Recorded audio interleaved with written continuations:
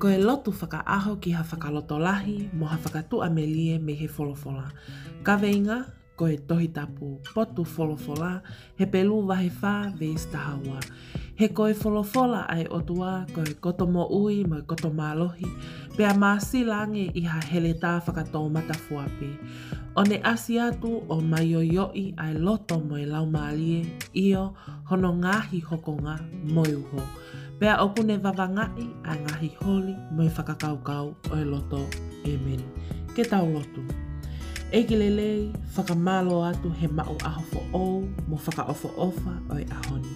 Whakamalo atu ko e kaunanga mo e tamayo eiki oku ne whanongoa ai lotuni, oku mau whakawhita i foki ko e mau ai wholofola ai awhiona, ke hoko ko e tūhulu, ko e kāpasa, ki he e mau whanonga.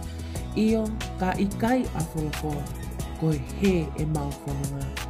Eiki whakamoremore i ki mau tolu he e mau whakapiko-piko ke lau ho wholofola. Pea te mau whainga ke whakamātua toi ke nofo ki he lau ai wholofola, he koe halaia mo oni moi mo ui. Iho hua whāpesi sukalaisi ko koe ho mau whakamo ui e meni.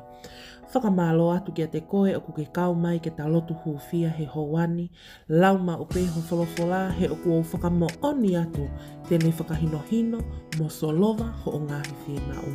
Lotu mau pe ki he eiki, whainga maari e kotoa peho o mo ui, pea e whakaai he eiki ho o ngahi whie mau. Subscribe for daily prayers of hope and encouragement from the Bible. Thank you and God bless.